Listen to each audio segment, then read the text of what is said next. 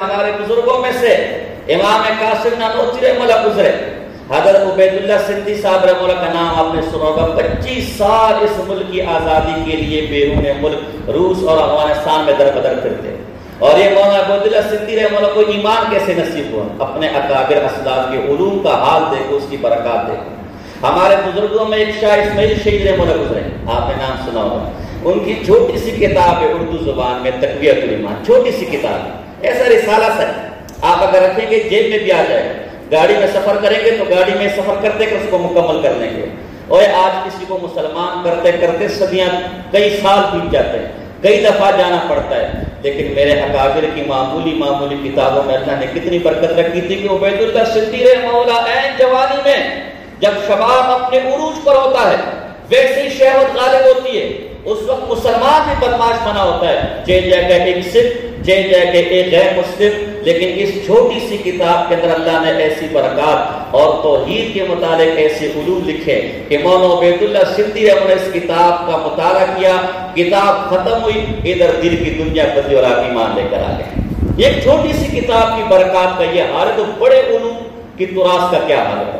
یہ عبید اللہ سندھی رحمہ اللہ فرماتے ہیں کہ جب میں اپنے استاذ کی درسگاہ میں بیٹھا ہوتا تھا تو شیخ الاسلام والمسلمین امام حسین مدنی رحمہ اللہ اکثر کہا کرتے تھے کہ امام راضی نے اس مسئلے میں یہ تحقیق کی، امام راضی نے اس مسئلے میں یہ تحقیق کی. امام راضی کو بھی پتہ نہیں، میں نے تو تھوڑا بہت پڑھا ہے، بہت سے حضرات نے پڑھا ہوگا.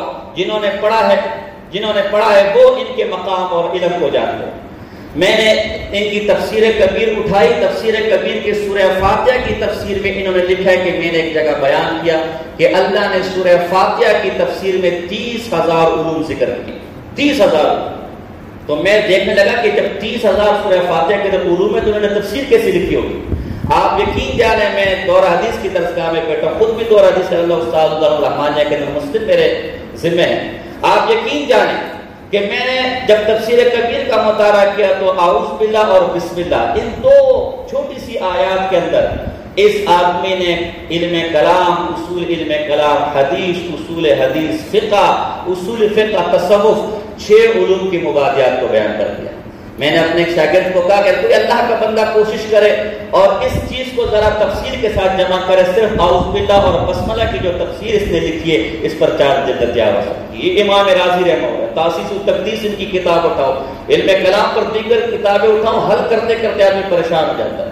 تو کہتے ہیں مدنی رحمہ اللہ جب کوئی مسئلہ بیان کرتے تھے تو کہتے تھے کہ امام راضی رحمہ اللہ نے اس مسئلے میں یہ بات کی اور امام غزالی رحمہ اللہ نے اس مسئلے میں یہ بات کی، ان کی تحقیق ہے اور محققین اس مسئلے میں یہ کہتے ہیں.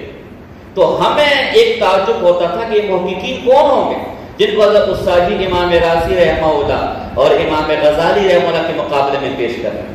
بعد میں جب اللہ نے توفیق دی اور امام نانوتوی رحمہ اللہ کی کتابوں کا مطالعہ کیا تو معلوم ہوا کہ جس کو میرے استاد امام راضی اور امام غزالی کے مقابل محقق کے ان کی رائے کو ترجیح دیتے تھے وہ کوئی اور نہیں بلکہ ہمارے اور آپ سب کے امام نانوتوی رحمہ اللہ ہوتے تھے.